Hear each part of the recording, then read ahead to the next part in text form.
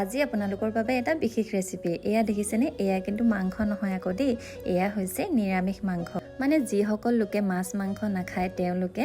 এই মাংসবিধ খাব পাৰে আৰু এই মাংসবিধৰ নাম হৈছে ভেজিটেৰিয়ান বাইটছ আপোনালোকে দেখিছেনে এই পেকেটটোৰ ভিতৰতে আছে সেই নিৰামিষ মাংসবিধ আৰু আমি ভাবিলো বনাইছো যেতিয়া আপোনালোকৰ সৈতেও শ্বেয়াৰ কৰো আৰু কেনেকুৱা কি ওলাব জীৱনত প্ৰথমবাৰ খাবলৈ ওলাইছো দেই এয়া চাওকচোন পেকেটটো খুলিবলৈ লৈছো আৰু এয়া এনেদৰে পেকেটত সোমাই থোৱা আছে আৰু এতিয়া এনেদৰে কাটি এতিয়া মই মাংসখিনি উলিয়াই চাম মানে এইখিনি সম্পূৰ্ণ ভেজিটেৰিয়ান বস্তুৰে মানে মাংসৰ এটা সোৱাদ দিবলৈ চেষ্টা কৰা হৈছে কেনেকুৱা হয় আজি খাবলৈ প্ৰথমবাৰ টেষ্ট কৰি চাম কেনেকুৱা হয় মানে নিৰামিষ মাংসটোৰ একচুৱেল মাংস আমি যে খাওঁ তেনেকুৱা সোৱাদ আছে নে নাই গতিকে এয়া দেখিছেনে এনেদৰে পিচ পিচ কৰি কাটি ল'ব লাগে আপোনালোকে জয়টো ফ্ৰাইও কৰিব পাৰে বা এনেকৈ কাৰিও বনাব পাৰে বহুত ষ্টাইলত বনাব পাৰে এই প্ৰথমে এনেদৰে মই কাটি লৈছোঁ সকামে নিকামে যিহেতু মাছ মাংস কিছুমানে ব্যৱহাৰ নকৰে তেতিয়া এনেদৰে আপোনালোকে ভেজিটেৰিয়ান বাইটছ দিব পাৰে আৰু এয়া মই কাটি ল'লোঁ এনেকৈ সুন্দৰকৈ আৰু এই দেখিছেনে টুকুৰাবোৰ কেনেকুৱা লাগিছে বাৰু তাৰপিছত এতিয়া মই বনাবলৈ ৰেডি কৰিছোঁ এয়া তেজপাত লৈছোঁ পিঁয়াজ আদা নহৰু পেষ্ট জলকীয়া বিলাহী আৰু এয়া কালজিৰা আৰু জিৰা গুটি আৰু প্ৰথমে মই এনেদৰে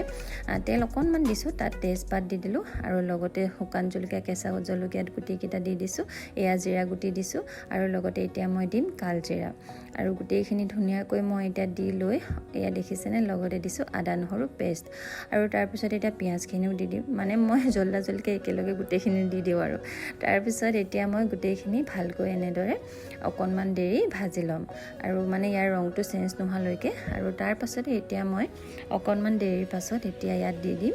এয়া বিলাহী এটা কাটি লৈছিলোঁ যে সেইটো ধুনীয়াকৈ এতিয়া দি দিম আৰু তাৰপিছত এনেদৰে ভালদৰে মিক্স কৰিম লৰাই থাকিম আৰু তাৰপিছত অকণমান দেৰি ঢাকি থ'ম আৰু তাৰপিছত এয়া দেখিছেনে এতিয়া মই আলুখিনি দি দিম মানে আলুকেইটা কাটি লৈছিলোঁ আৰু আপোনালোকে যিমান লাগে সিমানখিনি কাটি ল'ব আৰু এয়া দেখিছেনে এতিয়া অলপ দেৰিৰ পিছত মই ধুনীয়াকৈ এই ভেজিটেৰিয়ান বাইটছখিনি দি দিছোঁ নিৰামিষ মাংসখিনি দেখিবলৈ সঁচাকৈ মাংসৰ টুকুৰা নিচিনা লাগিছে নহয়নে কি হয় খাবলৈ সেইটো পিছতহে দেখা যাব ইয়াত দিছোঁ মই হালধি আৰু এতিয়া মই দিম ইয়াত অকণমান নিমখ আপোনালোকে নিজৰ টেষ্ট মতে দিব আৰু ভালকৈ লৰাই ল'ব লৰাই অকণমান এনেকৈ সিজাব আৰু তাৰপিছত দেখিছেনে ইমান ধুনীয়া লাগিছে দেখিবলৈ লুকছটো নহয়নে সম্পূৰ্ণ সিজা নাই বাৰু এতিয়া অকণমান পানী দিব আৰু পানী দি অকণমানকৈ আপোনালোকে সিজাই থাকিব আৰু তাৰ পাছতে আপোনালোকে বেছিকৈ পানী দিব মানে যিমানখিনি পানী লাগে আৰু এতিয়া মই এনেদৰে গৰম পানী দি দিছোঁ উতলা গৰম পানী দেখিছেনে ধুনীয়াকৈ উতল আহি গৈছে আৰু এনেদৰে পানী দিয়াৰ পাছত এই নিৰামিষ মাংসখিনি মই এতিয়া 15 মিনিটমান সিজাম আপোনালোকেও তেনেকৈ 15-20 মিনিট সময় সিজাব আৰু তাৰপাছত এয়া দেখিছেনে 15 মিনিটৰ পাছত কিমান ধুনীয়াকৈ উতল আহিছে আৰু এটা হেৰিয়ে ভাল লুকছ এটা আহিছে নহয়নে আৰু অকণমান মই চেক কৰিছোঁ মানে কেনেকুৱা হৈছে আৰু তাৰপাছত মই আৰু 10 মিনিট সময় এইখিনি সিজাই থ'ম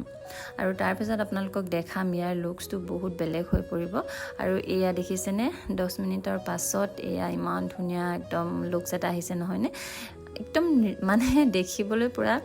মানে কিবা খাচী মাংস টাইপ লাগিছে নহয়নে যিহেতু আমাৰ ঘৰত আইতা আহিছে গতিকে আইতাক নিৰামিষ মাংস খুৱাইছোঁ আৰু আইতাই খুব বেছি ভাল পালে দেই আৰু এতিয়া মানে মিষ্টাৰে খাই দেখাব দেই কেনেকুৱা লাগিলে আপোনালোকে চাবচোন মজা